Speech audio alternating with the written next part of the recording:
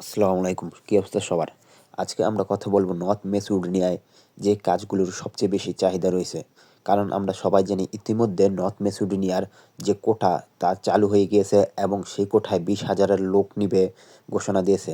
কিন্তু একটা কথা কিন্তু আপনার মাথায় রাখতে হবে।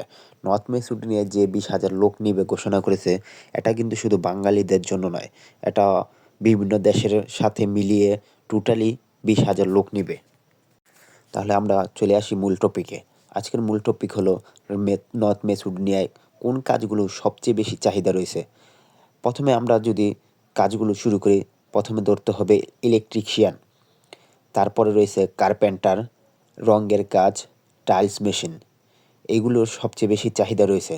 এরপরে আরও কিছু কাজ রয়েছে যে কাজগুলোর চাহিদাও কোনো মতে কম বলা যায় না। প্লেস্টার, এছাড়াও অনেক সংখ্যক গার্মেন্টস শ্রমিক নেওয়া হবে। আমাদের অনেক ভাইয়ের প্রশ্ন রয়েছে, আসলে কি নর্থ মেসিডোনিয়ার কাজ চলে না বন্ধ রয়েছে? না ভাই, নর্থ মেসিডোনিয়ার কাজ চালু রয়েছে এবং এটি এখন মোটামুটি দৃঢ় রয়েছে, কিন্তু সামনে দ্রুত কাজ হবে বলে আমরা আশাবাদ করি। তবে অনেকের প্রশ্ন করে, ভাই এটা কি বন্ধ করে দিতে পারে? না ভাই, নর্থ মেসিডোনিয়া এখনও পর্যন্ত চালু আছে।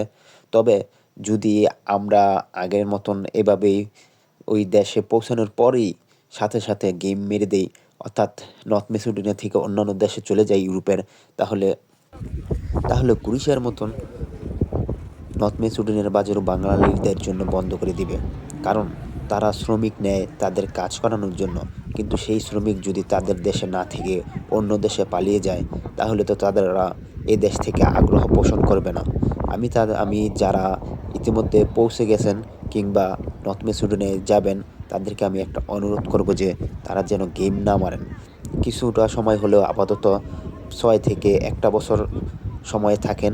আপাতত 6 থেকে 1 মাস, 6 মাস কিংবা 1 বছর থাকলেও আপনারা বাঙালিদের পরবর্তী প্রজন্মের জন্য দরজাটা খুলে রাখা যাবে।